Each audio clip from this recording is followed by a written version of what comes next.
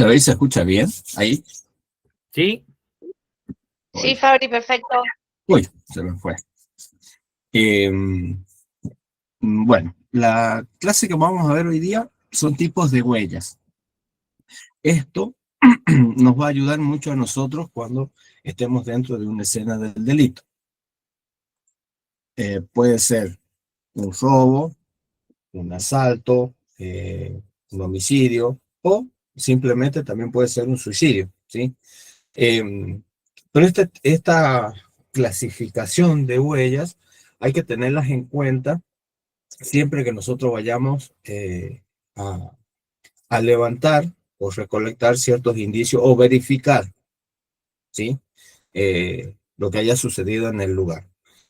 Vamos a encontrar huellas que nos van a dar en un primer momento indicios que allí se cometió un homicidio, por ejemplo.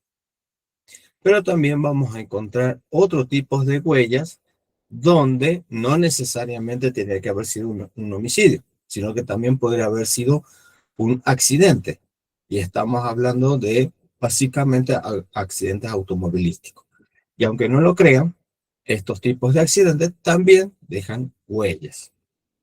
Por supuesto, acá vamos a tener ciertos factores donde van a haber ciertos hechos que van a ser intencionales y otros que no.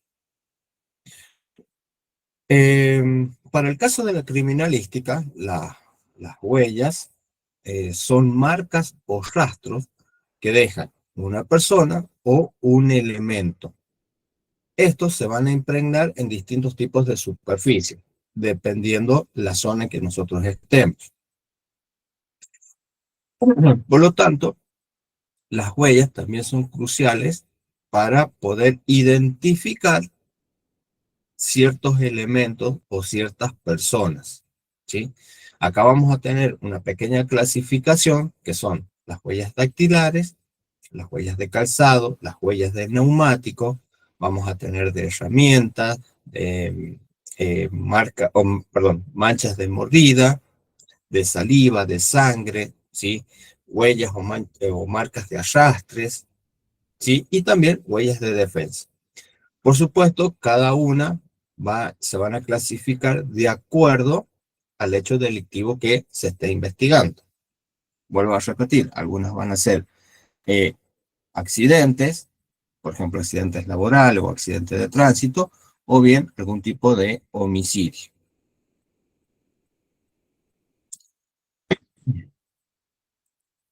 Ahora no quiere. Ahí está.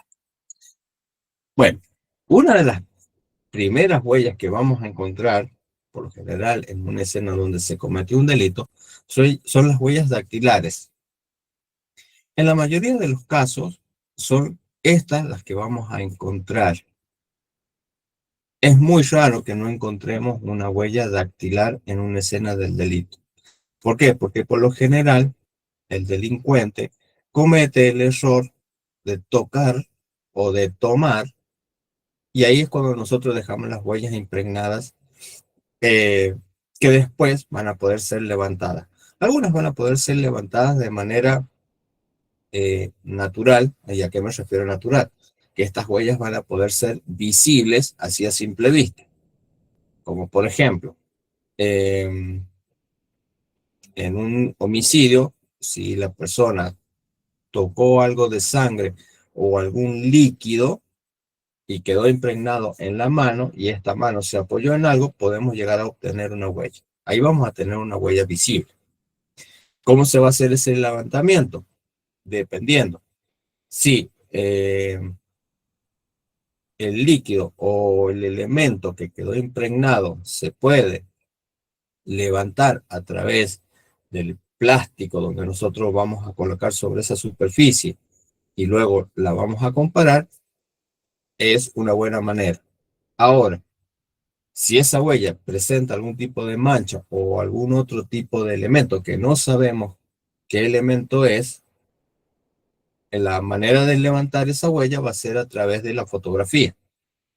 La fotografía tiene que ser de una muy buena calidad. ¿Para qué? Para que nosotros podamos observar o el perito que se dedique a la comparación de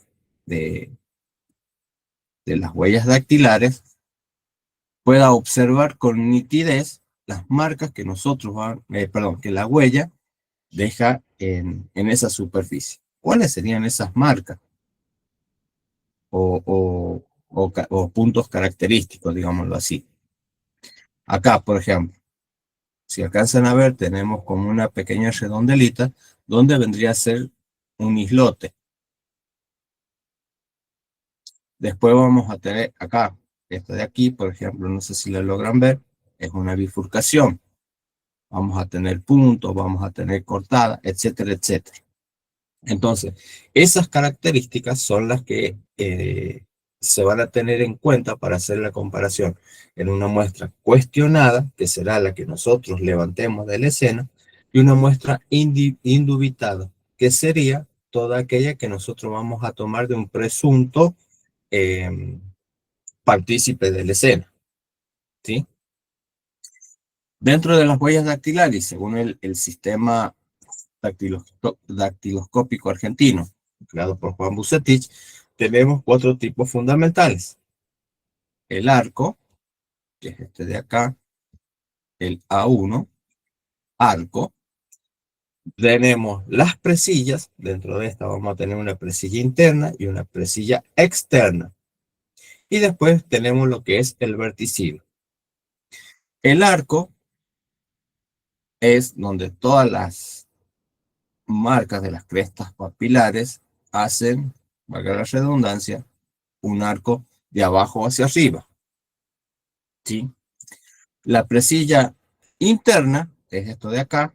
Acá tenemos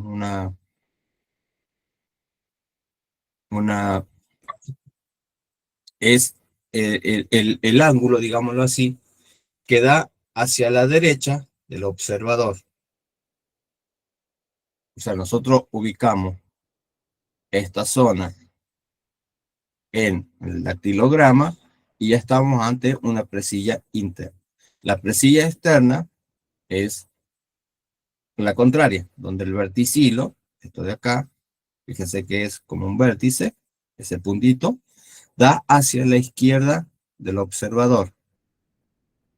Y posteriormente, el otro tipo fundamental es cuando encontramos 2 verticilos, uno a la derecha y uno a la izquierda, que sería este de aquí y este de acá. No sé si alcanzan a ver la manita. Bueno, esos serían los 4 tipos fundamentales del sistema dactiloscópico argentino. Y como dije, en el caso de cuando se realicen las comparaciones, primeramente vamos a ver a qué tipo fundamental se corresponde y después vamos a ir buscando las características. Para este caso es necesario sí o sí tener 12 puntos característicos. Se pueden encontrar menos, por supuesto, pero lo que especifica el, el protocolo es que se tengan en cuenta 12 puntos característicos para que la huella sea corroborable, por así decirlo.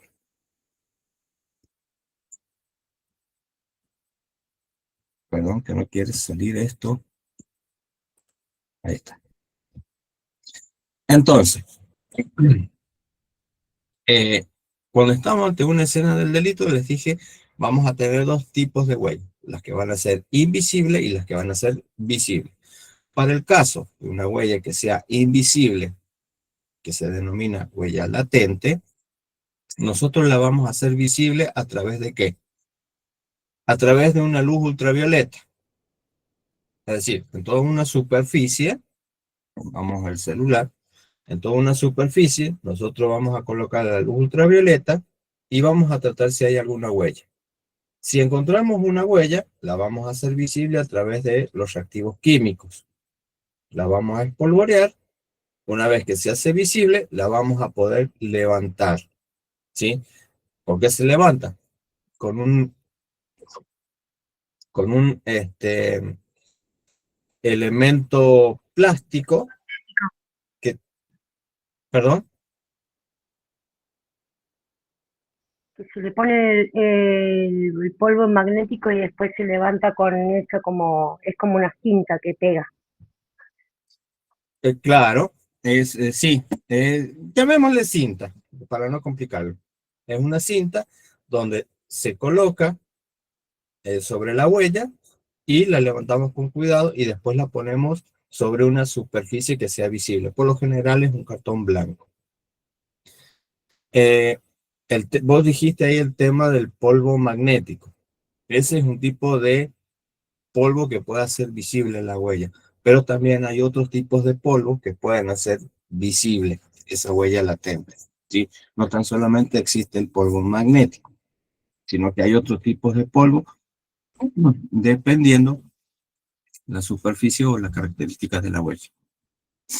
Fabricio, Sí, los dibujos de verticilo, presilla, arco, etcétera, ¿quiénes lo forman, los surcos o lo forman las crestas? no, en este caso, las crestas. Ah, Las crestas son las que van a formar la huella dactilar, ¿sí? Vos fíjate que acá perdón, vamos acá, ahí tenés crestas y surcos. ahí está, sí, por eso preguntaba. Claro, estas se empiezan a formar aproximadamente entre las 6 y 10 semanas de que el feto empieza a desarrollarse, o sea, es lo primero que se va formando, ¿sí? Y estas quedan para toda la vida. Por supuesto, hay ciertas cosas que te van a ir modificando las huellas dactilares a lo largo del tiempo, como que, por ejemplo, como un corte, una cicatriz que te puede llegar a quedar en el dedo, entonces estos surcos y estas crestas van a tener esa marca. Lo otro puede ser una persona que está acostumbrada a utilizar químicos. En cierta manera, esos químicos con el tiempo te van a ir modificando esas crestas papilares. No desaparecen, sino es como que se van desgastando, ¿sí? La otra, por ejemplo, una persona que trabaje con sus manos, un albañil, una persona que trabaje con madera, etcétera, etcétera, entonces también se les va deformando eso, las callosidades. Pero si la persona, por ejemplo, que utiliza ciertos químicos, ¿no? Y no se cuida la piel, deja de utilizarlo por un tiempo prolongado, perdón, después el mismo cuerpo humano vuelve a regenerar lo que son las crestas y los surcos. Es decir, que esto se va a mantener toda la vida. Por eso es que es tan utilizado este método para poder identificar a una determinada persona. No tan solamente una persona que está viva, sino una persona también que falleció. Claro, claro. ¿Sí? Entonces, ¿qué es lo que va a quedar impregnado? Van a quedar impregnados las crestas, no los surcos. Está bien, está bien. Hay otro caso que muy, es muy raro, pero que se ha visto, donde para el caso de los surcos están un poquito más elevados que las crestas. Creo que hay muy pocos casos donde se ha dado eso, ¿sí? Y es una forma más factible de identificación, porque son muy pocas las personas que presentan eso. Es más, si vos te fijas, o si querés hacer la prueba, busca algún elemento que te entinte el dedo y vas a poder ver que lo que tiene la tinta son las crestas y vas a notar muy bien los surcos de la yema, del pulpejo del dedo que te hayas entintado. Eso lo vas a poder observar. Esto, no, de nada. Entonces, para poder nosotros comparar una huella latente o una huella que haya quedado en la escena del delito, sí o sí vamos a tener que tener otro elemento de comparación, que serían las huellas indubitadas. Para esto vamos a tener una ficha dactiloscópica, o bien, si tenemos un detenido, se le tomará esas huellas y se hará la correspondiente comprobación. Ahora bien, para el caso de las huellas dactilares, es un modo de identificar a la persona. Esto no necesariamente quiere decir que la persona participó del delito. ¿Sí? ¿Por qué? Porque puede ser que la persona haya estado en el lugar donde se cometió ese delito, que dejó la huella por algún motivo y posteriormente se fue y después ocurrió el hecho. Pero la huella está y se levanta. Entonces, ahí se tiene que realizar un tipo de investigación y ver qué pasó con esa persona, por qué estuvo, si es familiar o no, ¿sí? Es decir, hacer una investigación en profundidad y ahí esa investigación va a arrojar si la persona participó o no del delito, pero no necesariamente la huella que se encuentra en el lugar quiere decir que esa persona participó. ¿Está bien? ¿Estamos bien hasta ahí? Sí, Débora te quiere preguntar algo. Sí, Débora, ¿qué será? Fabricio, buenas noches. Te quiero hacer Buenas una noches. consulta. Sí. Aquellas personas que están con algún tratamiento con medicación especial, ya sea oncológica o alguna patología, vamos a decir, artritis reumatoidea, ese tipo de drogas que uno tiene que tomar y genera una toxicidad en el cuerpo, ¿también se puede ver reflejado en las huellas dactilares? ¿El cambio? No, No. no, no, no Bueno, lo vas a poder ver reflejado. A ver, acordate que la huella es una huella única. sí. Los únicos elementos que te van a modificar, por así decirlo, la huella, es lo Ujú. que te decía recién yo, algún tipo de corte, el uso de algún químico o alguna persona que haya estado trabajando con sus propias manos, ¿sí? Los Bien, callosidades, si bien la persona que presenta callosidades, vos vas a ver y vas a tocar eso y está duro, sí, esa parte está dura. Pero si vos lo pones en un dactilograma, supongamos una huella palmar, que creo que sí, tengo una acá, ¿sí? Supongamos que vos pones la palma de la mano en una superficie y tomás, la haces visible y después la levantás, vas a notar que en las callosidades, yo por ejemplo tengo acá, en esta zona de acá tengo callosidades, no sé si se logran ver. Bueno, Sí. yo acá igual voy a notar esas marcas, van a quedar impregnadas esas marcas. bien, Pero el perfecto, hecho de que vos presentes algún tipo de patología o que estés tomando algún medicamento, no te va a modificar la huella, bien, perfecto. ¿sí? Gracias, Fabricio. No de nada. Lo mismo pasa, por ejemplo, si encontramos personas que tienen, supongamos, que tienen todas las falanges de arriba y a un dedo le falta la tercera falange, supongamos, que tiene dos. Es decir, este pedacito. Bueno, esto tampoco le va a cambiar. Esta zona tampoco va a cambiar.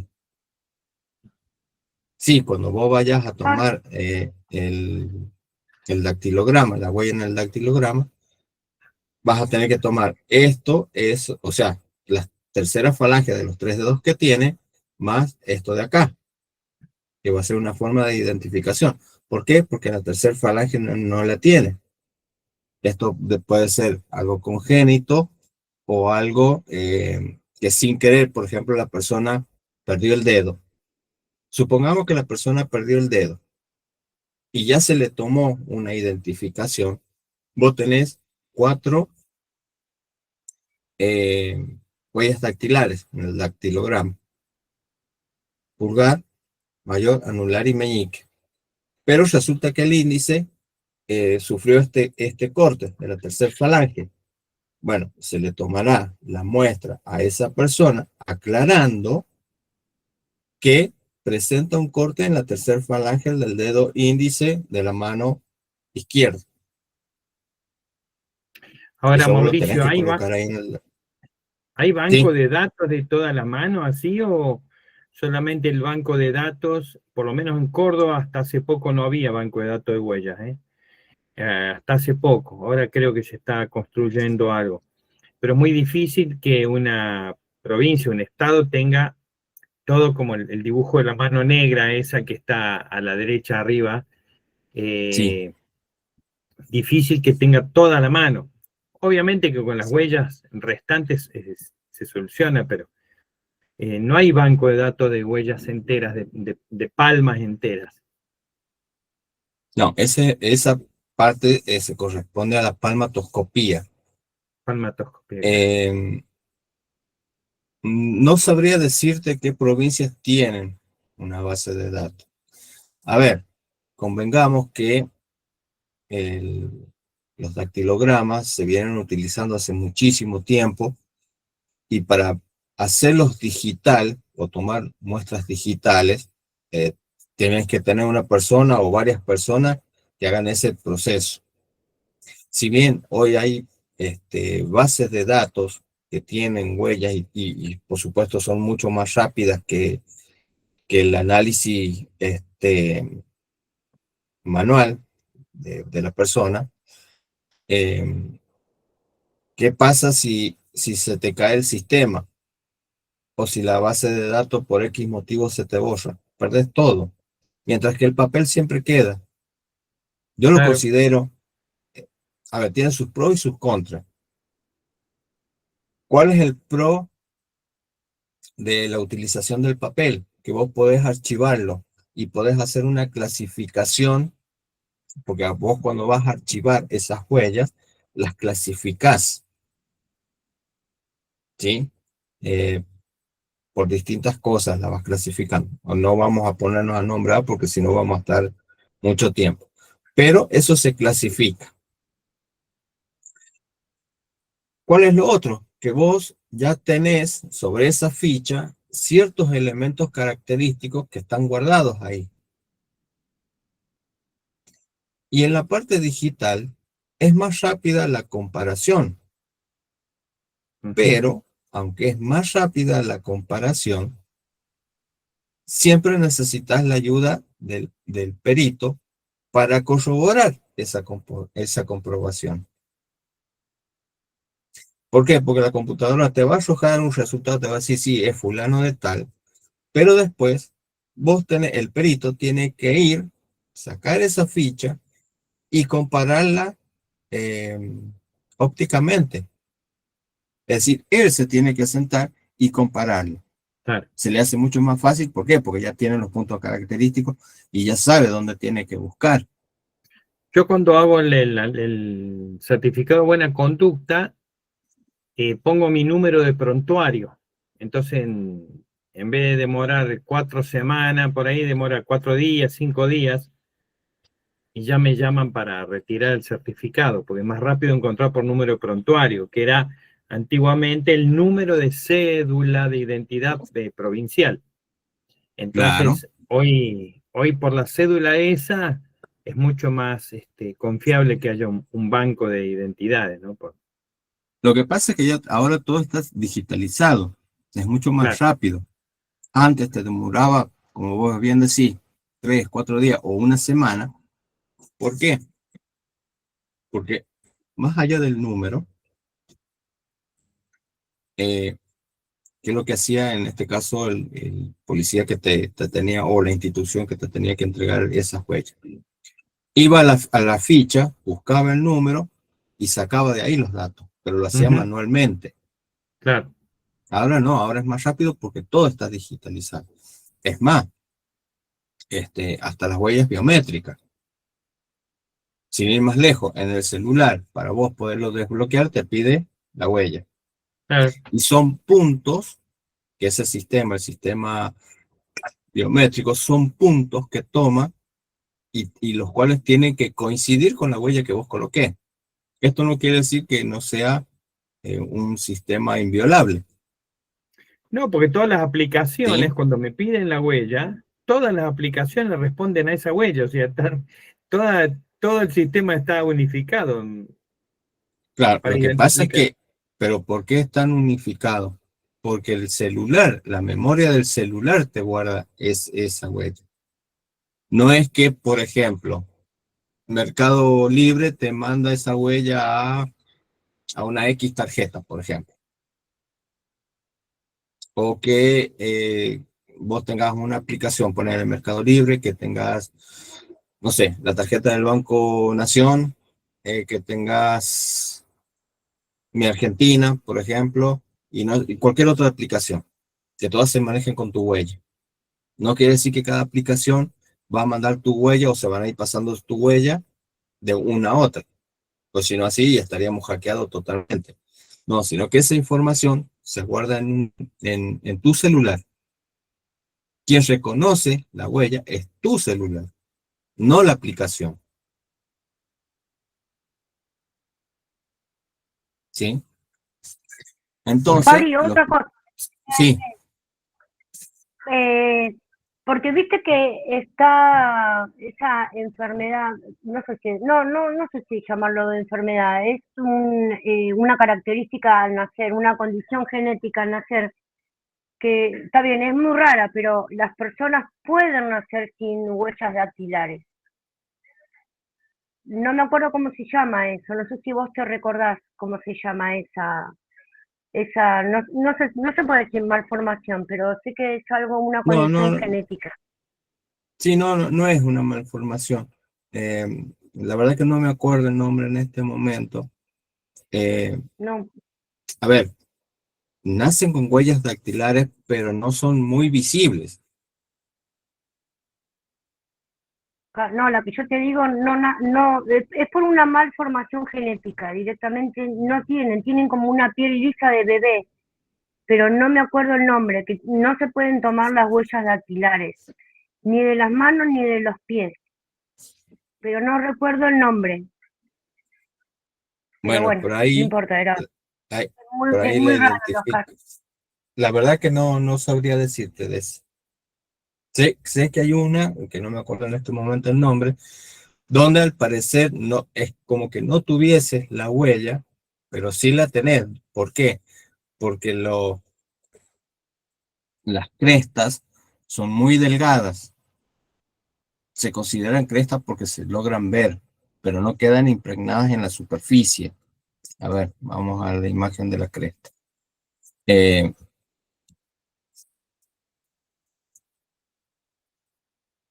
Si uno tiene una lupa, un buen aumento, haga la prueba de ponerse la lupa y mirarse el pulpejo de los dedos o las yemas. Y van a notar, pero van a notar muy bien lo que es el surco y la cresta. Para el caso que le estaba diciendo yo, la cresta es está casi a la misma altura del surco, prácticamente. Por eso es que la cresta no queda impregnada en la superficie, pero huella tiene, ¿sí? O sea, si ustedes lo ven, tiene. Que lo que pasa es que queda parcialmente impregnado. Ahí está la palabra, parcialmente impregnado. Y en cuanto a esto, bueno, la imagen de acá arriba donde tienen el arma la empuñadura del arma de fuego, ¿sí? Estas son huellas latentes, que así a simple vista nosotros no la podemos ver, pero acá está iluminada con una luz ultravioleta. Entonces, vamos a poder ver dónde está la huella y a la vez la vamos a poder levantar. ¿Qué es lo que se va a levantar si hacemos esta huella, fíjense que acá hay parcialmente sobre esta rugosidad del arma, hay huella, pero acá también está más nítido. Entonces, ¿qué es lo que vamos a hacer? Es levantar esto. Va a ser un levantamiento de huella parcial, no total. Si bien la huella está totalmente impregnada en el mango del arma, vamos a tomar una huella parcial.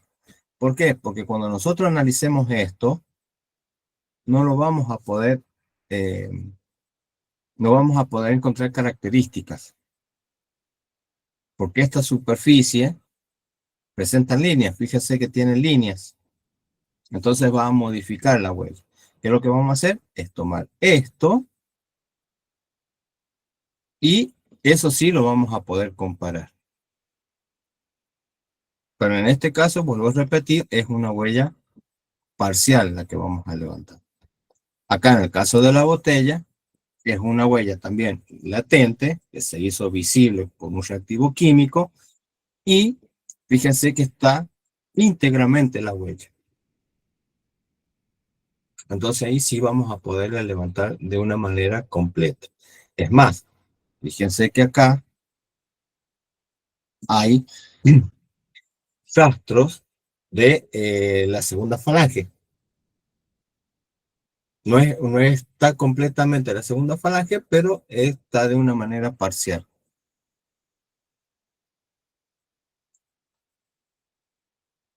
Bueno, acá en el caso de la mano, por lo general, esto se corresponde cuando el vidrio está húmedo o cuando está seco, por ejemplo, una puerta de vidrio, y vamos a empujar, por lo general apoyamos toda la mano, entonces queda impregnada todas las características de la mano.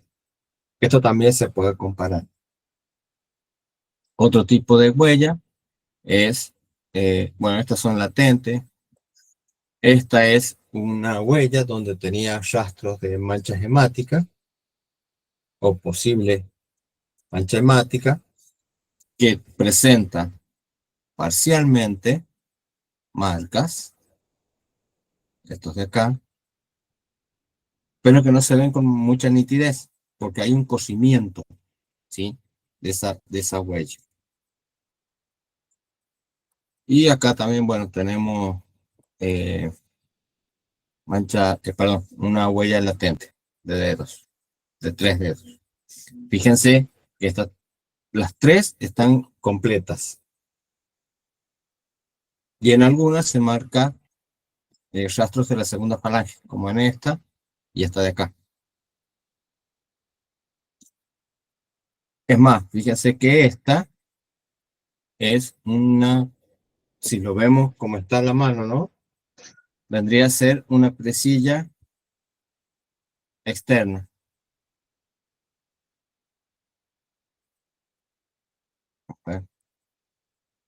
Ahí tienen el verticilo. Ahí tienen el verticilo. De este lado no se ve nada. Tenemos un solo verticilo. Acá tenemos uno, ahí. Y, perdón que esté girando la cabeza, pero es que estoy tratando de visualizar una es externa y la otra es interna. Y esta ya está media dudosa porque no la puedo observar bien. Pero bueno, digamos que ya más o menos tenemos un indicio de a qué tipo fundamental se correspondería. Entonces, para que quede claro, este es un medio de identificación muy utilizado, muy exacto. Para el sistema dactiloscópico argentino son necesarias 12 puntos característicos, 12 o más puntos característicos. Y cuando encontramos una huella en el lugar del hecho, no necesariamente quiere indicar que la persona participó del delito. Eso por un lado. Después vamos a encontrar lo que son huellas de pie descalzo o huellas de pie calzado. Estas también son necesarias para una identificación. Las vamos a encontrar muchas veces dentro de la escena del delito, pero también muchas veces fuera de la escena del delito. En el caso de las huellas de calzado, salvo que no haya ingresado mucha gente al lugar donde ocurrió el hecho, vamos a poder hacer una buena visualización e identificación de esas huellas y poderlas, si llega el caso, levantarlas. Ahora, ¿qué pasa cuando hay mucha gente que ha ingresado a esa zona? Y bueno, hay que ver qué huella a nosotros nos sirve. Y después, por supuesto, hacer ese levantamiento, la comparación, y a la vez también ir descartando posibles personas que hayan estado en el lugar. Muchas veces es necesario buscar alrededor del lugar de la escena. ¿Por qué? Porque esto nos va a indicar por dónde la persona pudo haber escapado. O bien el ingreso. Ya, supongamos que sea el ingreso a una vivienda. ¿Por qué? Porque si va de pie calzado, todas las impregnaciones que queden en la suela del mismo van a ir dejando rastros dentro de la casa o cercanos a la entrada de la casa. Llámese rastros de arena, rastros de cualquier otro tipo de tierra, de hojas, perdón, no de hojas, sino de elementos húmedos que podamos llegar a traer, de tierra suelta o algún otro tipo de polvo que se impregne en la suela y ésta deje su marca dentro del lugar del hecho.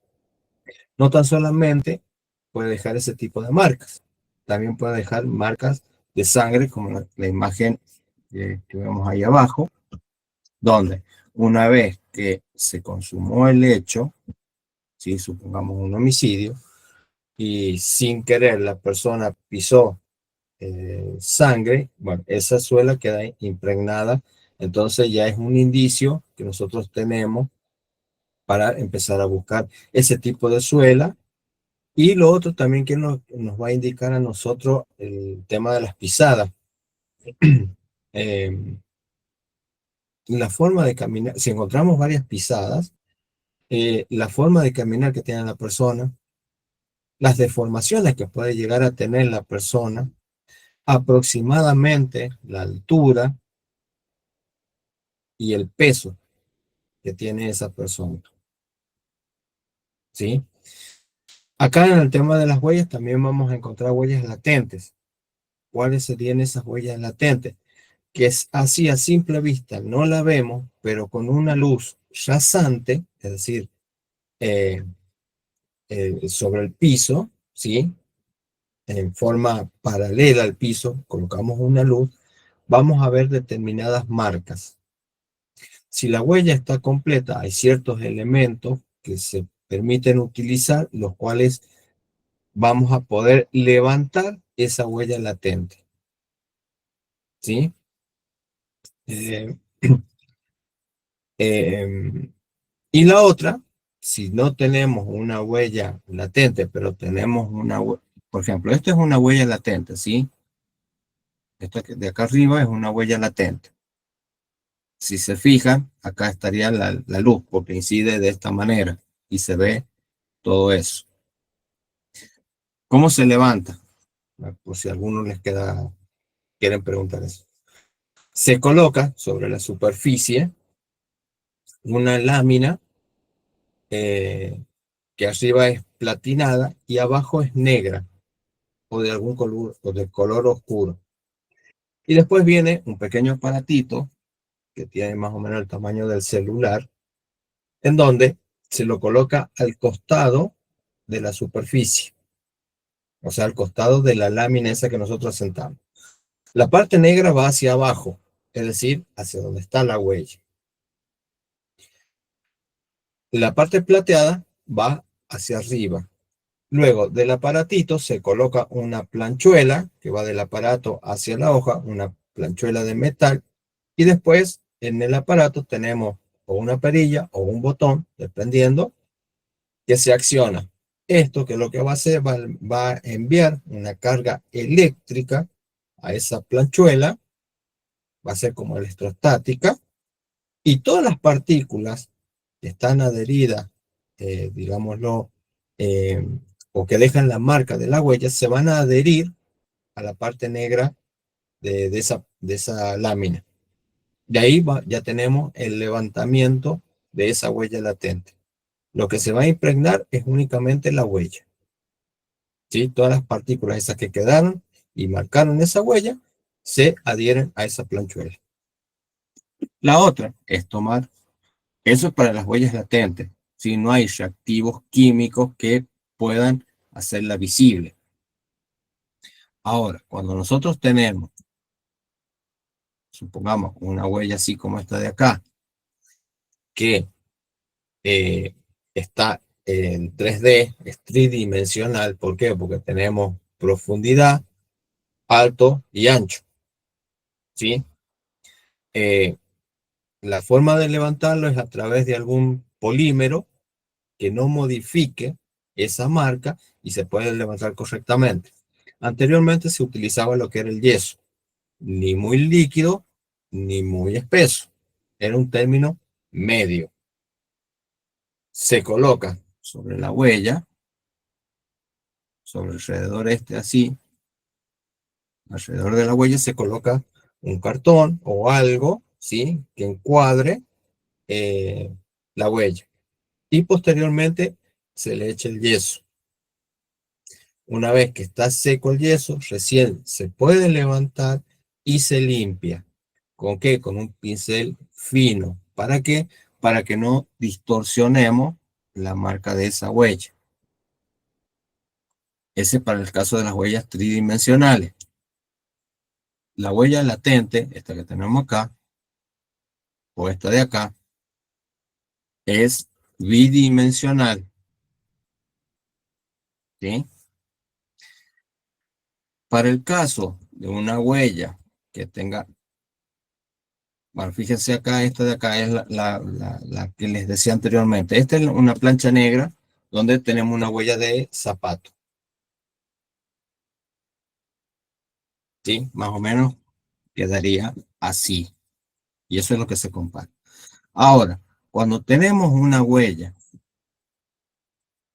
de una manera tridimensional, por ejemplo, en este caso del calzado, que no la podemos levantar, ¿por qué? Porque hay barro, o bien hay nieve, o algún tipo de polvo, porque muchas veces puede estar impregnada en polvo esa huella, se toman fotografías. Fotográfica, en que la cámara tiene que estar de una manera paralela a la imagen, es decir, a 90 grados. La cámara no se tiene que mover. ¿Para qué? Para poder tomar una muy buena fotografía. Para eso existen ciertos trípodes donde se asienta la cámara, o muchas veces viene un tetra, digámoslo así, que es se dice tetra porque tiene son cuatro patas, ¿cómo le podría decir? Como un cajón, llamémosle así, como un cajón, donde al medio se coloca la imagen y las patas se asientan al costado de la huella. Y después, con un pulsador, se acciona la cámara. Es decir, que la cámara está fija, no sufre ningún tipo de movimiento. Entonces, esa huella que se toma a través de la fotografía es la que se va a comparar con una muestra indubitada. ¿Sí? Ya sea para, como les dije recién, una muestra que está en barro, en harina, en algún tipo de polvo o en hielo. Lo mismo resulta para una huella que esté, por ejemplo, impregnada con algún tipo de sustancia. En este caso es sangre, pero podría ser algún otro líquido. ¿Sí? ¿Alguna duda hasta ahí? No, Fabri, todo claro hasta ahora. No, hasta acá estamos bien. No, Fabrito, bien. Bueno. Luego tenemos las huellas de neumáticos. En este caso, las huellas de neumáticos también son muy útiles a la hora de poderlas analizar, o no analizar, sino visualizar en un lugar del hecho. ¿Por qué? Porque a nosotros nos van a poder indicar qué es lo que hizo ese vehículo. Si avanzó, si retrocedió, o si bien presentó alguna marca de, como vemos acá en la imagen de aquí, de frenadas, es decir, de arrastre. También vamos a encontrar huellas bidimensionales y tridimensionales.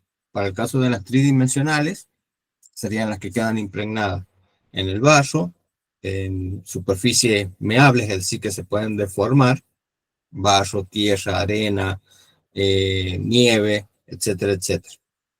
¿Y qué es lo que se van a tomar en cuenta? Primeramente,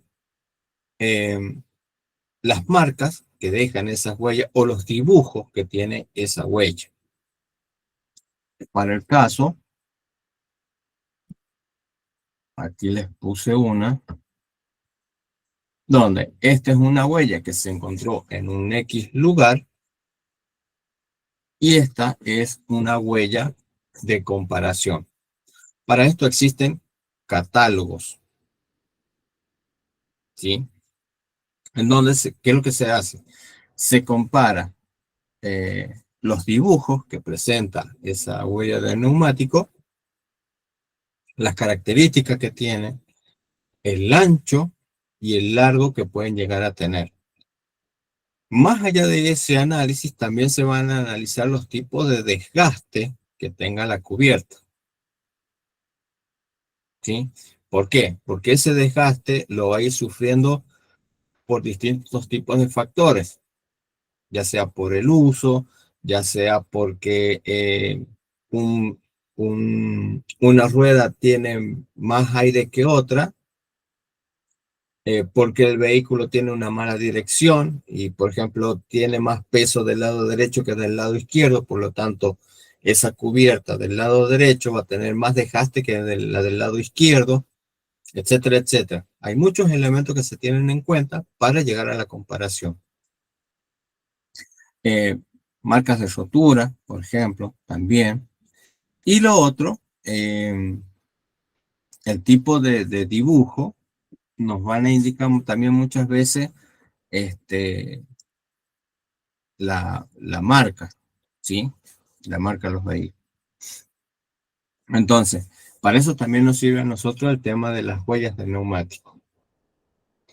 Para el caso de, perdón, Cuando tienen, por ejemplo, hay vehículos que, el campo, por ejemplo, que tienen 2 o 3 marcas de neumáticos. Por lo sí, tanto, los dibujos son diferentes y esas cosas. ¿Cómo se claro. soluciona?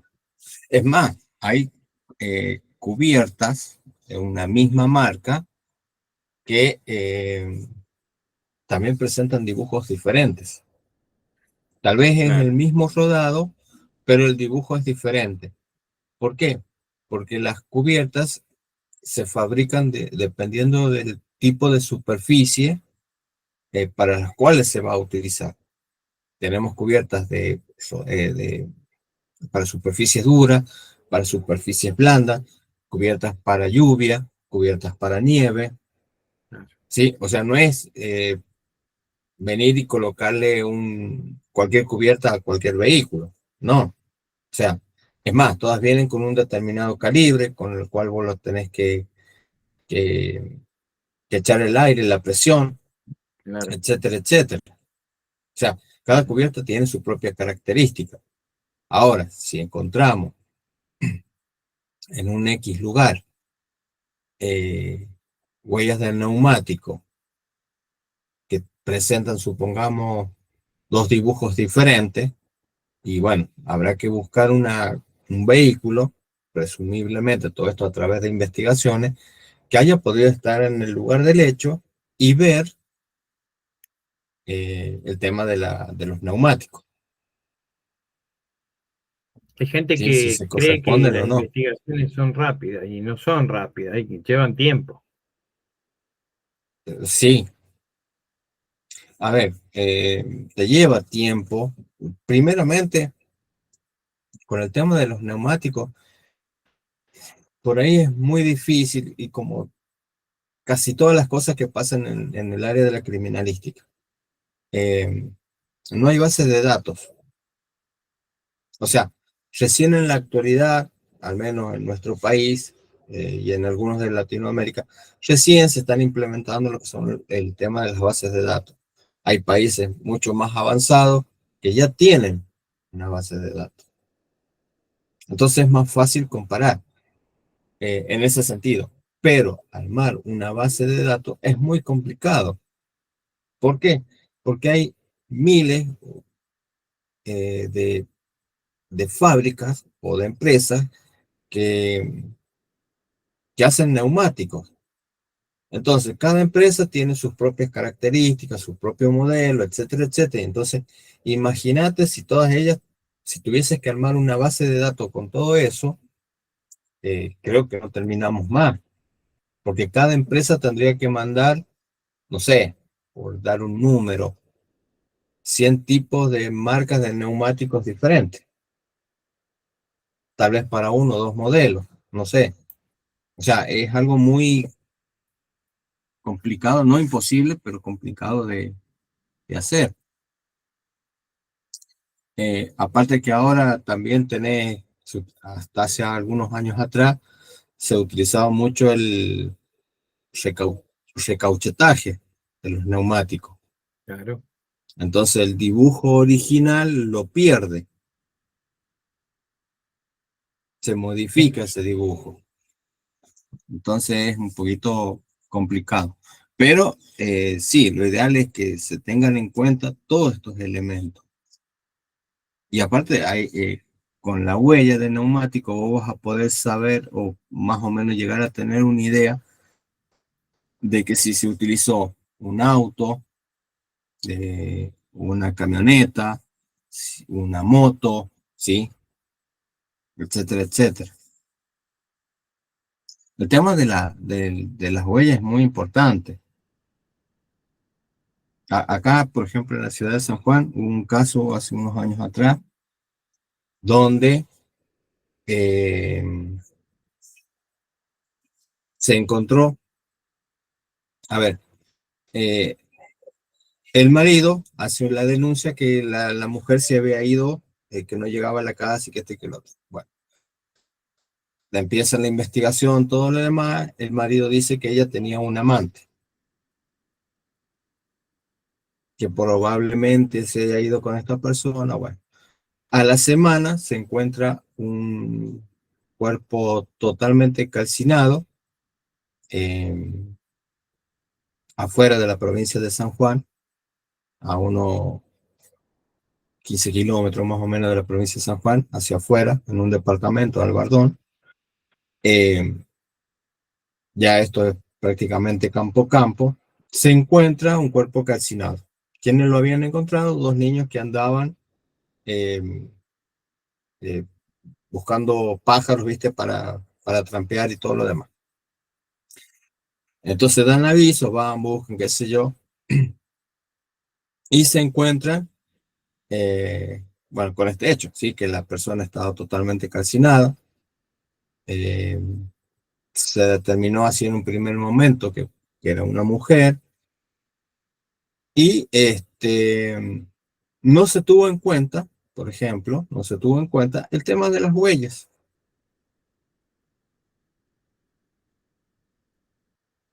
¿Cómo había llegado la mujer ahí? Habían huellas y no se tuvo en cuenta. Después el tema se esclareció. El propio marido la había matado y para que no la descubriesen, la calcinó, le prendió fuego a la mujer. Pero bueno, a lo que iba es que es una zona muy alejada de la ciudad, que es todo campo, todo cerro, y habían huellas, y esas huellas no se tuvieron en cuenta, Qué desastre, ¿eh? que después, con el tiempo, ¿sí? Conversando, qué sé yo estaba conversando con, con el fiscal que había llevado la causa, justamente hablando del tema, y él me mostró algunas imágenes, y ahí le dije, che, mira, le digo, pero ¿y estas huellas por qué no? No, me dice, no hicimos ningún levantamiento, ninguna. ¿Y cómo no lo vas a hacer? No voy a dar el nombre de la persona, ¿no? Le digo, pero ¿cómo no lo vas a hacer? ¿Por qué no levantaron eso? Mirá, fíjate si se corresponden al vehículo que tiene, en este caso era el imputado. Eh, y bueno, fueron, hicieron el allanamiento, tomaron con las fotografías que ellos habían tomado, hicieron la comparación y sí, era el vehículo de la persona. Que después de ahí ya vino, se encaminó, digamos, la causa para esclarecer. Pero a lo Qué que va. voy, que si yo no le digo, o si no surgió esa conversación amena, si yo no le hago ver el tema de las huellas, hasta el día de hoy, el hecho estaría impune totalmente. Hubiese quedado como que ese cuerpo no saben de quién es, o no sé, la verdad no sabría qué decir. Pero por eso el tema de las huellas es muy importante. Todo lo que son huellas es importante. Vamos con huellas de herramientas. El tema de las huellas de herramientas también a nosotros nos van a decir mucho en la escena del delito o fuera de ella. ¿A qué me refiero fuera de ella? Que a las huellas de herramientas las vamos a poder encontrar en las personas ya muertas o bien dentro del mismo lugar. Para el caso del robo, que es el tema este que está acá en la puerta, ¿sí? Se ve que se ha hecho fuerza con algún tipo de elemento contundente para poder abrir la puerta. Si para el caso llegásemos a encontrar algún tipo de herramienta, como por ejemplo alguna llave cruz o algún tipo que sea similar a esa, bueno, eso lo vamos a comparar con las marcas que se presentaban en la puerta. Si hay coincidencia, bueno, determinaremos que esa herramienta fue la que se utilizó para hacer palanca y poder abrir la puerta. ¿Sí? Para el caso que tenemos acá en el tema del hueso, que los otros días lo estábamos viendo con María Rosa, eso es una marca de sierra. Es decir, que hubo un daño a una X persona, una víctima, con una hoja de sierra. Esas marcas quedan, en este caso, impregnadas en el cuerpo o estampadas en el cuerpo.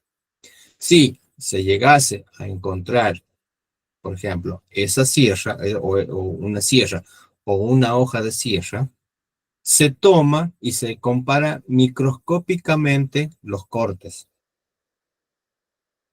Es decir, ya tenemos un elemento indubitado, que es en este caso el hueso, donde vemos claramente que hay marcas, y supongamos que encontramos una sierra o hojas de sierra, bueno, se van a hacer cortes en superficie similar a la del hueso. No necesariamente tiene que ser el hueso de una persona, puede ser el hueso de un animal, ¿sí?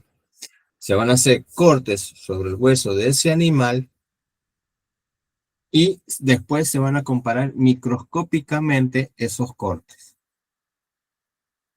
Si la hoja presenta algún tipo de malformación, y a la vez esa malformación quedó ahí en el hueso, ¿sí? Es un modo de identificación. ¿Por qué? Porque vamos a encontrar los mismos elementos, tanto en la muestra indubitada como en la cuestionada. No tan solamente se va a medir se va a ver la malformación que tiene esa hoja de sierra o ese elemento, sino también lo que es el grosor, la cantidad de dientes, los tipos de dientes, cómo es el corte, ¿sí? Si el corte es de una manera recta, si presenta algún tipo de desvío, etcétera, etcétera, etcétera. Todo eso se va a comparar. Y por supuesto se va a poder visualizar. Lo otro son el tema de los martillos, por ejemplo, otro tipo de herramienta, donde si tenemos el cadáver, vamos a poder comparar lo que es la parte de la cabeza del martillo, la vamos a poder comparar con el hueco, con el hematoma, ¿sí? No con el hueco, sino con ahí no me sale la palabra, la contusión, ¿sí? O con el hematoma que presenta ese cuerpo, etcétera, etcétera. Es decir, que van a arrojar características, todas comparativas. Recuerden que en la criminalística todo se compara.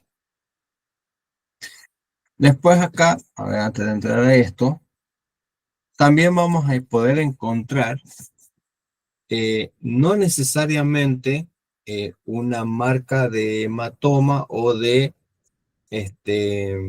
algún otro tipo de daño en la persona, sino también vamos a poder encontrar marcas propias de esa herramienta, ¿sí?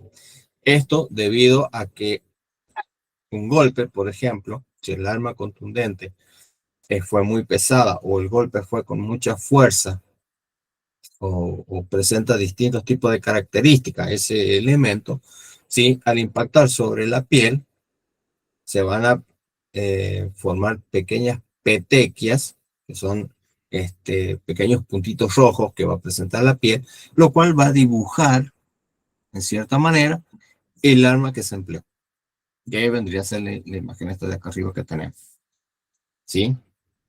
Entonces, esto nos va a determinar, tomando una buena fotografía y comparando todos esos elementos así a simple vista, vamos a poder sacar el ancho del elemento, el largo del elemento y las características propias de ese elemento que se haya utilizado para golpear a la persona.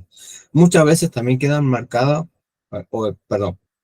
quedan marcadas sobre la piel el fabricante que hizo esa herramienta o ese tipo de elemento.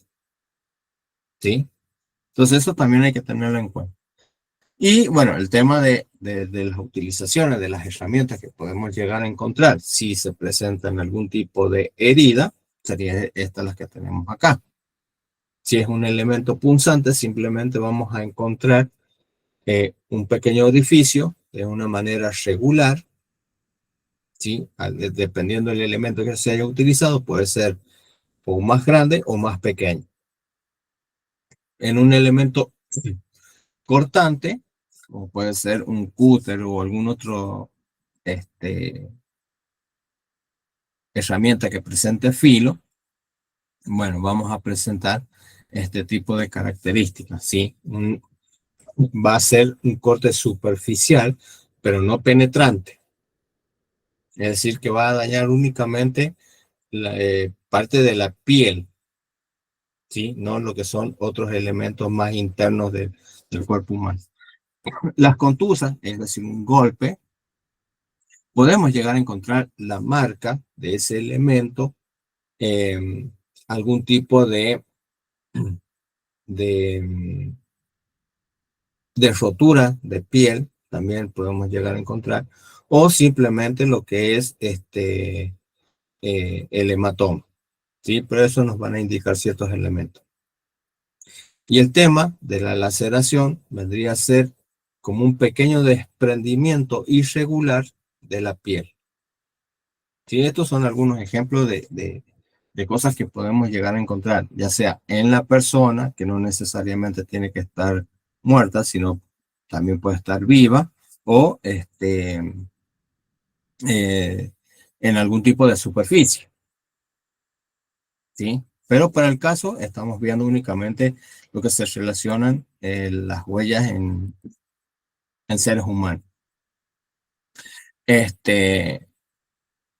Para el caso de un elemento contundente, muchas veces también lo vamos a poder encontrar en mampostería. Supongamos que se tuvo un bate o algo, ¿sí? Y se golpeó a la persona. Esa marca va a quedar en el cuerpo de la persona, pero tal vez si también ese elemento chocó contra alguna otra superficie, también vamos a encontrar marcas en esa superficie, ¿sí?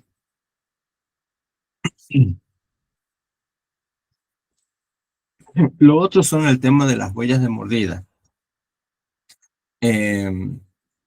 Muy poco se trabaja con la odontología forense, que es algo muy necesario. Uno de los casos más resonantes, donde digamos que por primera vez se utilizó este tipo de comparación, fue en el juicio de Ted Bundy. Ahí fue el caso más sobresaliente donde se empleó la identificación de huella de mordida. Por lo general, en este caso lo vamos a ver cuando hay abusos o agresiones sexuales, más que nada, ¿sí? Estas huellas pueden quedar bien impregnadas en la superficie de la piel, como estamos viendo en las imágenes, que si son recientes, bueno, esta de acá es una imagen no muy reciente, es decir, se produjo una mordida, pero no fue de reciente data cuando se tomó la imagen, ¿sí? Por eso esta característica. Esto ya ha pasado un tiempo de la mordedura y estas heridas pueden permanecer o no, dependiendo la fuerza y el daño que se le haya ejercido a la piel de la persona, ¿sí? Esta de acá, sí, ya es una imagen tomada de una mordedura más reciente, ¿sí? Fíjense que todavía se pueden apreciar daños, daños bien marcados en la piel. Para esto, por supuesto, también se van a tomar, si se tiene un sospechoso, muestras dentales, las cuales se producen con un elemento que es el alginato. Se toman esas muestras y se comparan. Y las características de las mordeduras también son únicas, ¿sí? ¿Por qué? Porque hay personas que presentan caninos más afilados, por así decirlo, otras no. Algunos presentan caninos más largos, otros más cortos. Algunos tienen una mordida, digamos, torcida, por así decirlo, no regular. Es decir, que una parte de los dientes al morder, la mordida no es uniforme, sino que es de manera irregular. Bueno, todo eso queda marcado. Por ahí hay personas que tienen incisivos más grandes, otros más chicos, algunos incisivos están más separados, etcétera, etcétera. Entonces, todas esas características van a ser las que se van a tener en cuenta. Y por supuesto, como les dije recién, más que nada se da en tema de agresiones sexuales o abusos sexuales. El tema de las... ¿Sí? Ahí escuché, no sé si lo va a tocar al tema usted, pero escuché así muy por encima que los animales van a estar incluidos también en las escenas del crimen. A mí se me vino a la mente que posiblemente un perro, por defender la casa, puede haber mordido al delincuente, que después a lo mejor eh, fue ultimado, o un motochorro. Se están empezando a ver vestigios de esas cosas, por lo menos ahí en Perú o en México, se están nombrando, sino no he sabido de peritos que hayan tenido ese trabajo, pero se van a empezar a incluir a los perros, por lo menos, o gatos, en la escena del crimen. Así que va a ser más complicado todavía el tema. Todo por lo que es agresión o defensa del animal, ¿no? Me Claro. imagino que será por eso. Porque, bueno, ya está considerado en algunas constituciones como parte de la familia, el animal doméstico. Sí, sí, sí, sí, eso es cierto.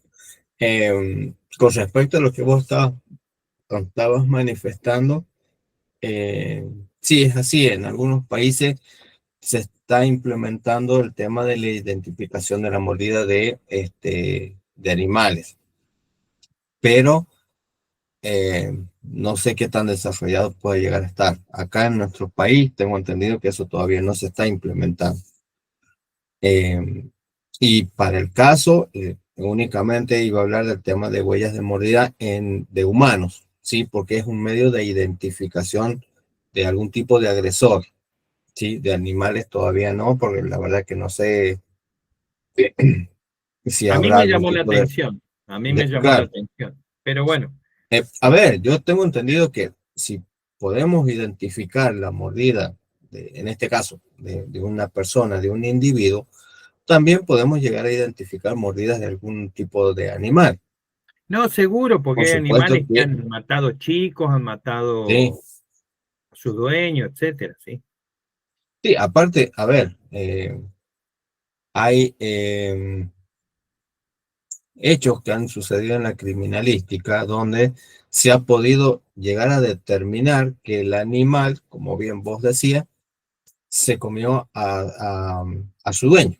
Sí. Después que pasó mucho tiempo, ya el animal estaba ahí con hambre, qué sé yo, se comió a su dueño.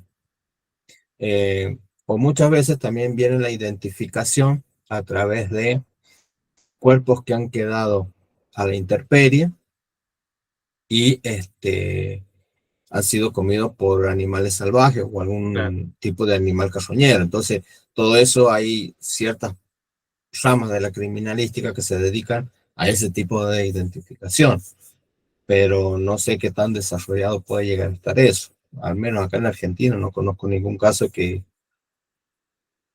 haya tenido ese...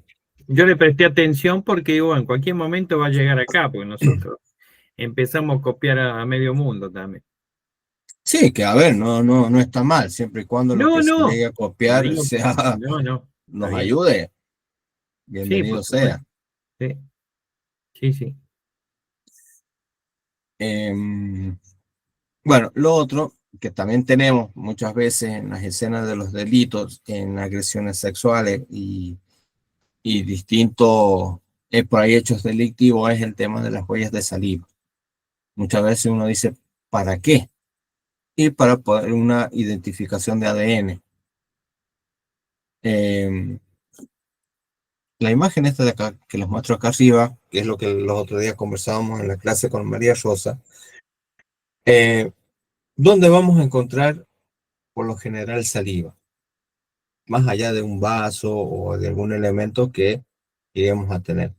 En las almohadas. Hay gente que por ahí al dormir babea mucho y esa impregnación queda en la almohada.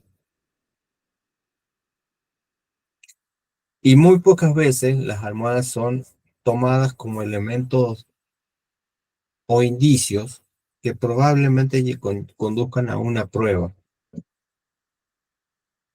¿Sí? El tema de las sábanas también.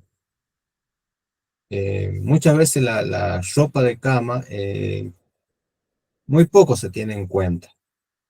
Y este es un medio muy determinante para eso, para poder corroborar el ADN de las personas. Si la persona es pareja o no. de la víctima, supongamos. En agresiones sexuales muchas veces el tema de los besos, que viene relacionado con el tema anterior, el tema de la mordida, muchas veces la mordida puede ser superficial, no llegar a quedar tan impregnada como la vemos en estas imágenes, pero queda resto de saliva. Entonces, con un buen hisopado se puede determinar el tipo de ADN de la persona que cometió esa agresión. ¿Sí? Sí, Fari, ¿puedo hacer una acotación? ¿Sí?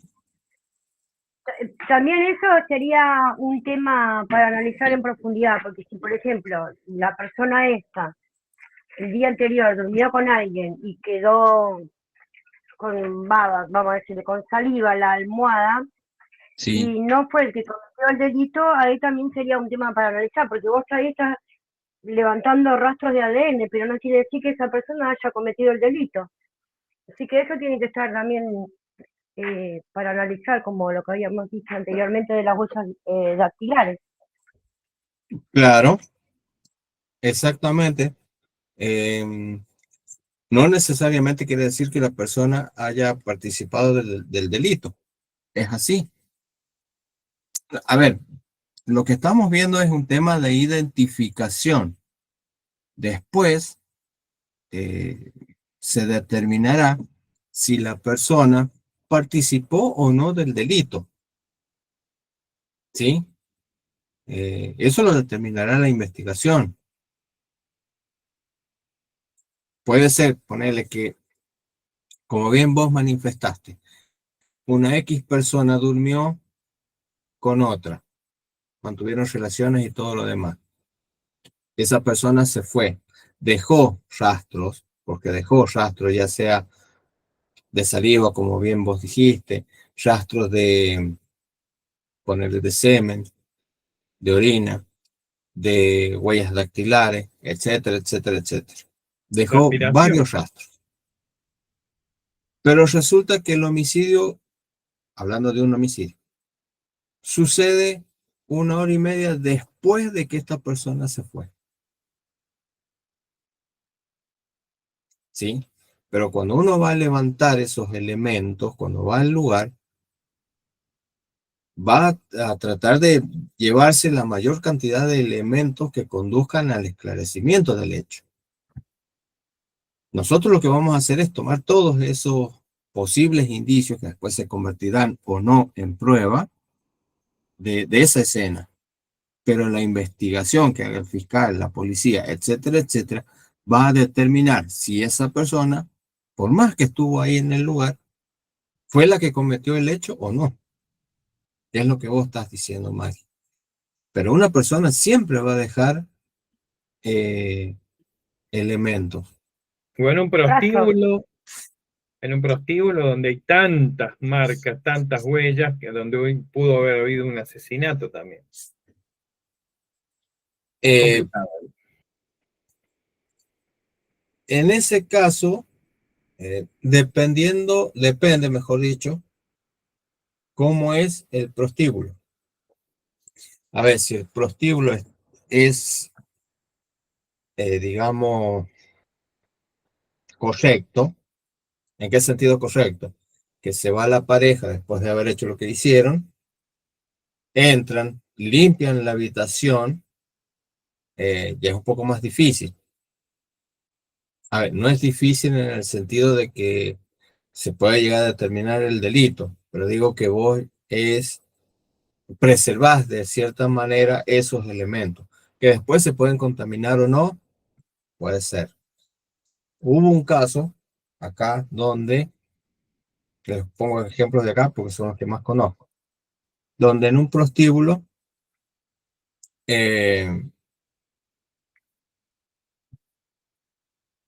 eran dos personas homosexuales y una mató a la otra. Bueno, pero digamos que no tuvo ningún tipo de precaución. Nada, cero.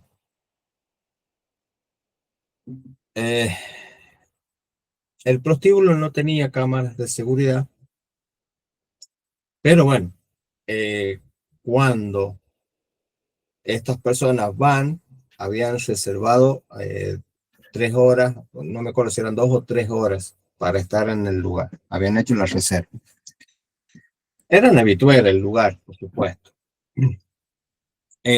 Bueno, para el caso, cuando la persona le da muerte a la otra, se va sin tener nada de precaución, o sea, directamente se va y deja a la víctima en el lugar. Pasado el tiempo, cuando se tenían que ir, les avisan por el teléfono, no contestaban, entonces van a ver la habitación, a llamar y se encuentran con el hecho. Para el caso, la habitación era un mar de sangre, ¿sí? O sea, habían muchas manchas hemáticas, había muchos desórdenes y muchas cosas, y bueno, ahí se pudo llegar a esclarecer el hecho porque, bueno, ya se los conocía a estas personas, el lugar estaba totalmente colmado de indicios que después se convirtieron en evidencia y después en pruebas y etcétera, etcétera. Pero hay casos donde no, o sea, donde podemos encontrar esos elementos, pero tal vez la persona no cometió el hecho. Entonces son elementos que los vamos a tomar, pero después hay que ir haciendo comparaciones y el fiscal tiene el último poder de decir esto sirve o esto no. ¿Por qué? Porque él es quien va a encauzar ese juicio. Y si él cree que una prueba...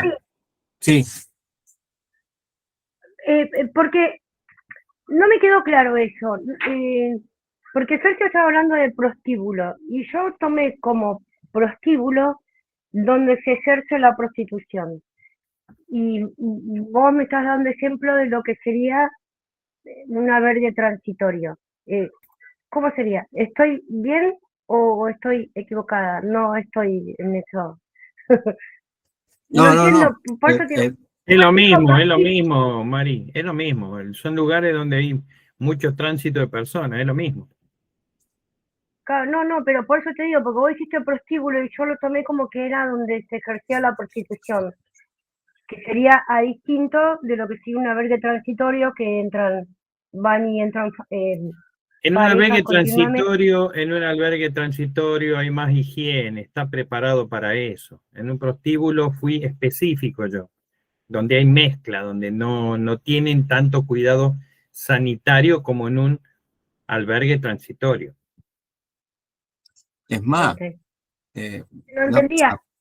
No, está bien, pero a ver, muchas veces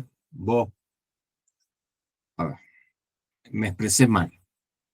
Muchas veces las personas que se dedican a este rubro, digámoslo así, trabajan en la calle y no necesariamente tienen que ir a un hotel de baja categoría.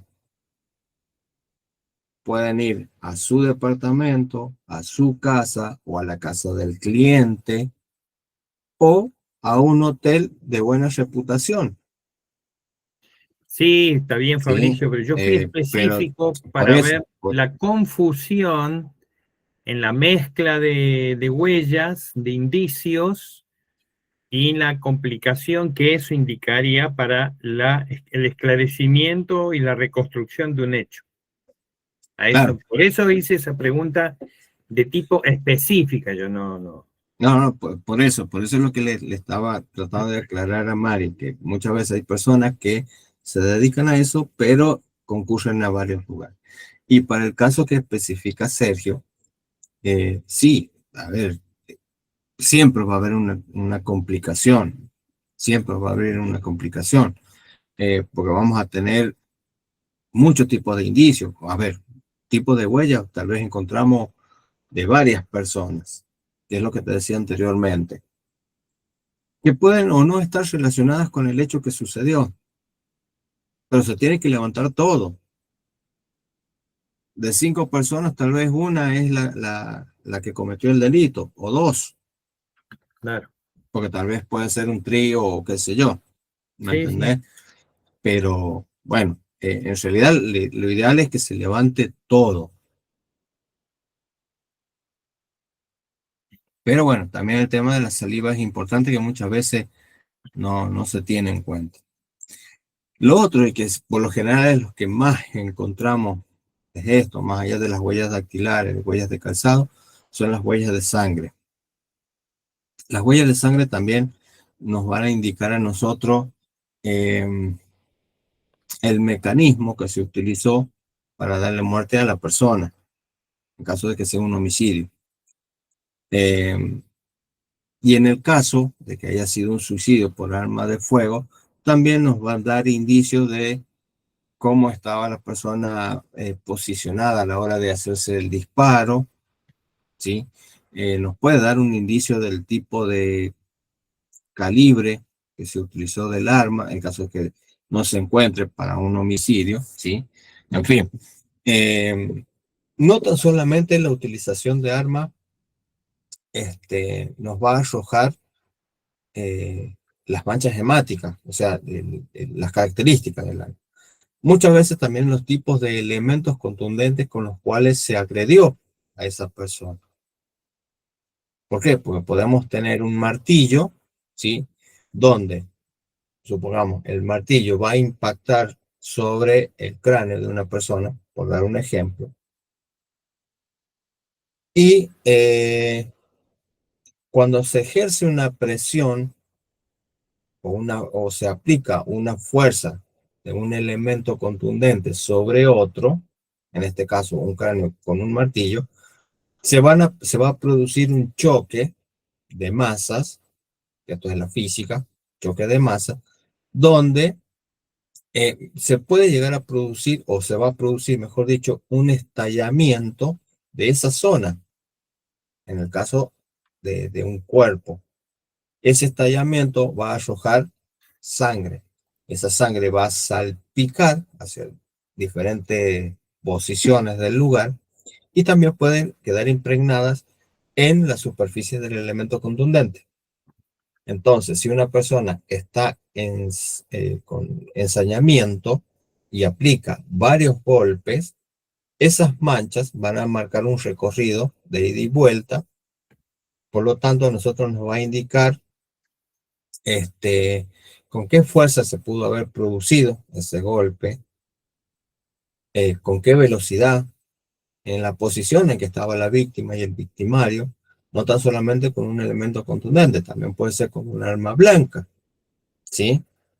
El hecho de que la hoja del arma blanca penetre sobre el cuerpo y después ese retiro que se hace, también va a marcar, va a dejar marcas de sangre.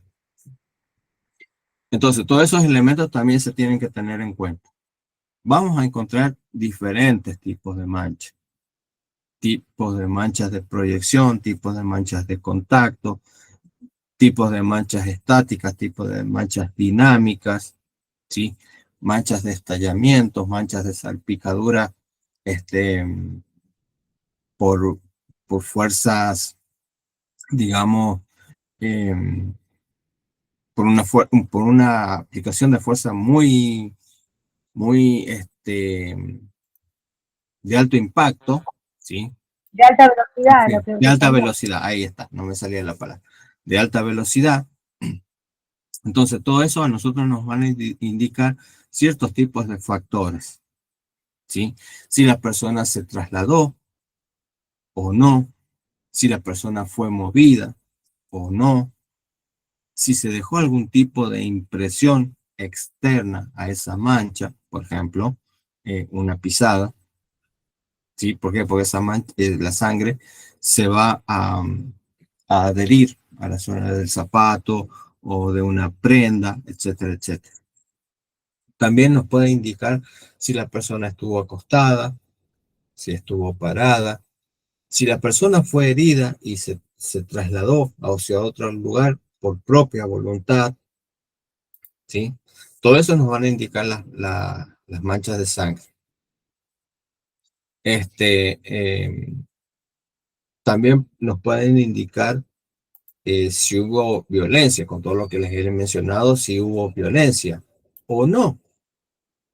Porque tal vez la persona sufrió un corte involuntario por X motivo, no quiere decir que hubo una agresión, pero ese corte, por ejemplo, le causó la muerte. ¿Sí? Por lo general se viene dado por un homicidio, perdón, por un suicidio. ¿Sí? Muchas veces esto se ve en los suicidios. O como les dije recién, eh, por un accidente. Muchas veces esto suele suceder en la parte de los campos, ¿sí? Donde hay alambrados y diferentes elementos, que tal vez la persona va caminando de día o de noche y sin querer se hace un corte en el cuello. No quiere decir que se haya querido matar, pero bueno, son cosas que a nosotros nos van a ir indicando el mecanismo de producción del hecho, ¿sí? Y también, bueno, vamos a poder observar si la persona ingresó a un lugar herida o si salió, o bien si en este caso el agresor eh, sufrió algún tipo de heridas. Eso con respecto al tema de las huellas de sangre.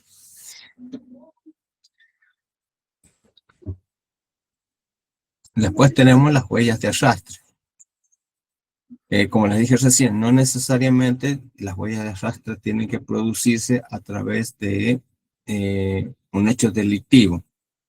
También puede ser a través de un accidente, como el tema de los vehículos. Acá tenemos huellas de arrastre, es decir, de frenada de un X vehículo, un vehículo pesado o un vehículo liviano. Este tipo de arrastre de un vehículo puede haber sido con daños o no. ¿Y a qué me refiero con daños? Que tal vez el vehículo impactó con algún tipo de superficie, es decir, con otro vehículo, con una persona, con una moto, con un X cosa, ¿sí? O bien simplemente es de frenado. Ese es el de arrastre. Después tenemos para el caso de homicidio, que es esta imagen de acá, la que tenemos hacia la derecha, donde la persona, una vez que está muerta y hay un gran derramamiento de sangre, y esa persona es movida, deja los rastros propios, y valga la redundancia de rastros, las marcas de arrastre. Fíjense que acá en esta imagen hay marca de arrastre del cuerpo ya inerte, pero también hay una huella de pisada. Es decir, que el victimario pisó sangre y dejó la huella de su calzado. O sea, ahí ya Después tenemos. se ensució toda la escena después. Sí, esto lo analizamos la otra vuelta con los chicos. Sí, después se hizo un desastre. A propósito, por supuesto. Sí, a propósito, sí. Pero fíjense que acá, en esta zona de acá, que está más oscura, es donde hubo un mayor derramamiento de sangre. Claro. Es decir, que ahí estaba el cuerpo. Y Sí. después se lo trajo para acá. Qué bárbaro. ¿Sí? Entonces tenemos. Después, bueno, vamos a encontrar huellas de arrastre donde una persona se apoya, ya sea la víctima o el victimario se apoya con manchas de líquido o cualquier otro tipo de elemento, donde puede llegar a apoyar su mano y dejar una marca, pero también cocimiento. Después vamos a encontrar marcas de arrastre, no necesariamente de una persona que haya muerto en el lugar, como lo que vemos acá. En este caso es una persona ya que estaba a punto de fallecer y había sufrido un accidente, ¿sí? Entonces colocaron una manta, como vemos, y esa manta fue arrastrada. Entonces acá, ¿qué es lo que vamos a tener? En este caso tenemos una superficie dura, como es el piso, que no se van a ver las marcas, pero si tenemos una superficie blanda, como tierra, por ejemplo, vamos a encontrar las marcas de arrastre que deja eh, la manta hacia el costado, y sobre esa huella que deja la manta vamos a tener la marca de arrastre que dejan los pies. ¿Sí? Eso también es importante a la hora de analizar las huellas de arrastre, que pueden ser homicidas o no. Muchas veces también las huellas de arrastre pueden llegar a ser accidentales. ¿A qué me refiero con eso? Que, por ejemplo, una persona, se los voy a poner así muy drástico, una persona va caminando, sufre un resbalón, cae y se golpea con una piedra y muere en el lugar,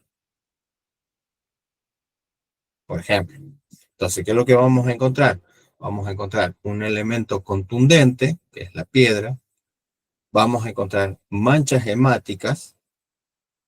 Vamos a encontrar una huella de arrastre, que es el pie que se deslizó sobre barro, tierra o lo que fuere. ¿Y qué otras huellas? Huellas de calzado, que es el de la propia víctima. ¿Sí?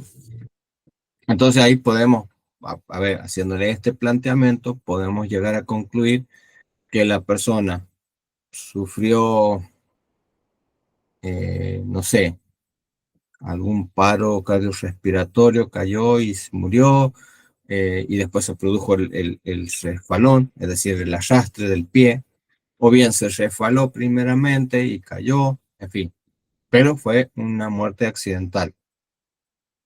Claro, como el caso que iba, no sé dónde fue que escuché que una persona iba pasando y arriba del balcón había muchas macetas y como había viento se le cayó la maceta justo en la cabeza. Eso también es accidental. Y ahí estaríamos hablando de manchas por salpicaduras a alta velocidad, porque el impacto fue muy fuerte desde arriba hacia abajo.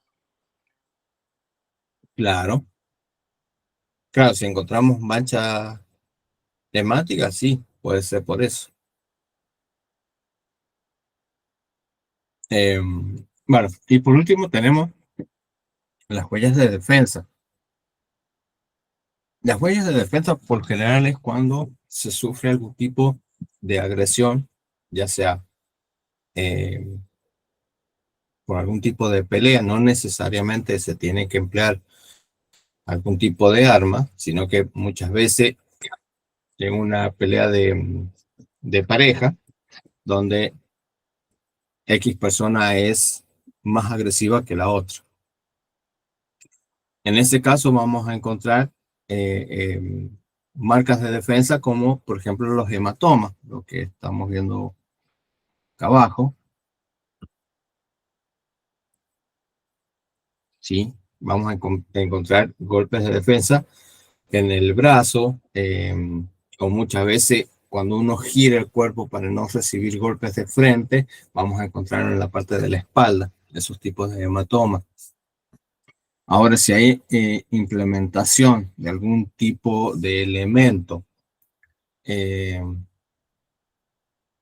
con una estructura escoriativa, digámoslo así, es decir, rugosa, vamos también a poder encontrar esos tipos de características a través del arma que se emplea. ¿Sí? Por ejemplo, esto de acá, que así a simple vista parece un raspón, que en realidad es un raspón, comúnmente como lo llamamos, pero también es un signo de defensa. En los brazos, por lo general, vamos a encontrar lo que son marcas de las uñas, de arañazos. Si se emplea algún tipo de arma blanca, vamos a encontrar cortes, ¿sí? Esas serían básicamente las huellas de defensa o marcas de defensa. y que por lo general se encuentran en lo que son los antebrazos, manos, parte de la espalda, ¿sí? Es donde comúnmente se encuentran esas marcas, ¿sí? Porque uno trata de defenderse.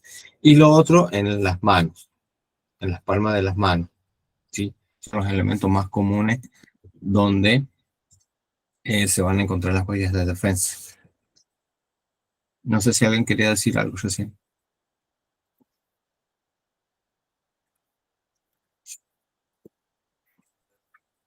Bueno, esa sería la clase de hoy día. Les agradezco por haber estado presente. No sé cuántos somos, pues la verdad que no puedo ver.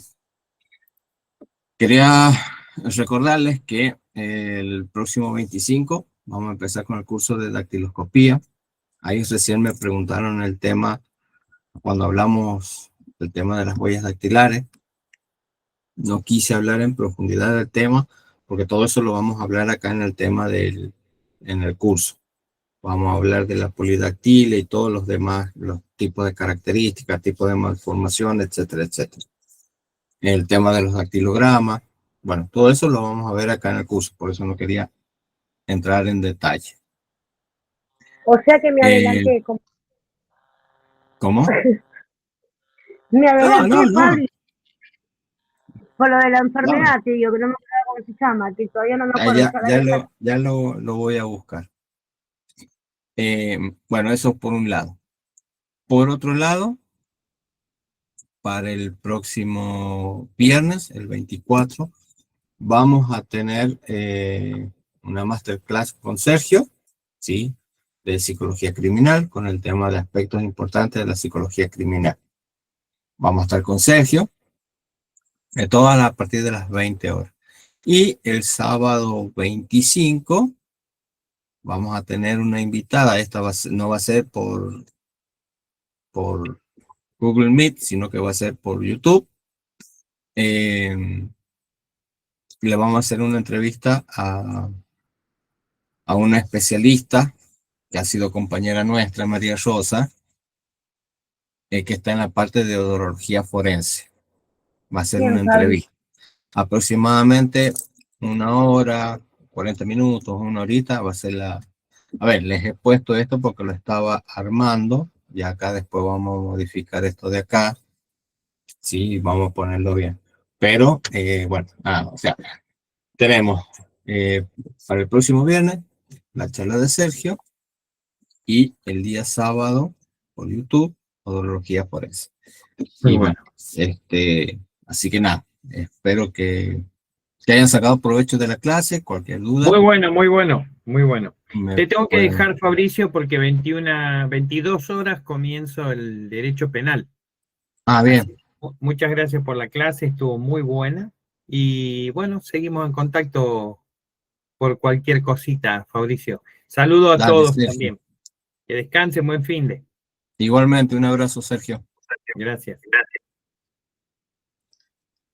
Excelente la clase, Fabri, como siempre. Buenísimo. Bueno, gracias, Laurita. Espectacular. Muy bien. Dale, Mari.